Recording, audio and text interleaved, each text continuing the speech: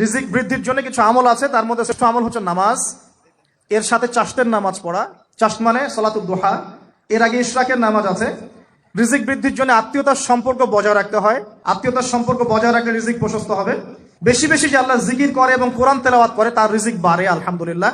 এবং যে আল্লাহর রাস্তায় খরচ করে তার রিজিক বাড়ে। এই রিজিক বাড়ার কিছু পলিসি আছে। সবচেয়ে শ্রেষ্ঠটা হচ্ছে নামাজ, আল্লাহর জিকির তেলাওয়াত। এরপর আমলের মধ্যে আত্মীয়তার সম্পর্ক বজায় রাখা।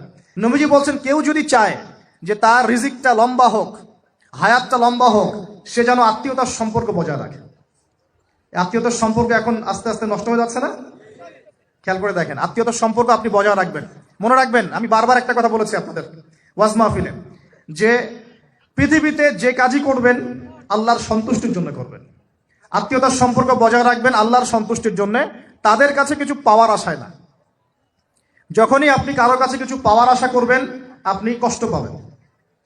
যখনই কারো কাছে কিছু পাওয়ার আশা করবেন আপনি কষ্ট পাবেন।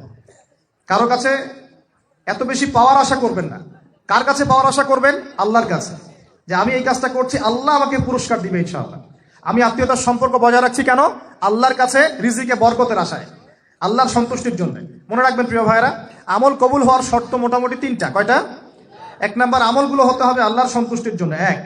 2 নাম্বার, আমলটা হতে হবে রাসূলুল্লাহ সাল্লাল্লাহু আলাইহি ওয়াসাল্লামের পদ্ধতিতে, অন্য কারো পদ্ধতিতে নয়। 3 নাম্বার, আমলটা করার জন্য আপনার রিজিকটা হতে হবে হালাল। হারাম রিজিকের আমল আল্লাহর কাছে কবুল হয় না। আল্লাহ পাক আমাদের সবাইকে হালাল রিজিকের ব্যবস্থা করে দিন এবং রিজিকটাকে প্রশস্ত করুন, আমিন। তো রিজিক লেখা হয়ে গেছে 2। 3 নাম্বার লেখা হয়ে গেছে এ ব্যক্তি কি কি কাজ করবে দুনিয়ায়। এ ব্যক্তি দুনিয়ায় কি কি কাজ করবে সব লেখা হয়ে গেছে। এখন যদি একটা চোর বলে যে আল্লাহ পাক আমার তাকদিরে লিখেছিলেন যে আমি চুরি করব, তাই আমি চুরি করেছি,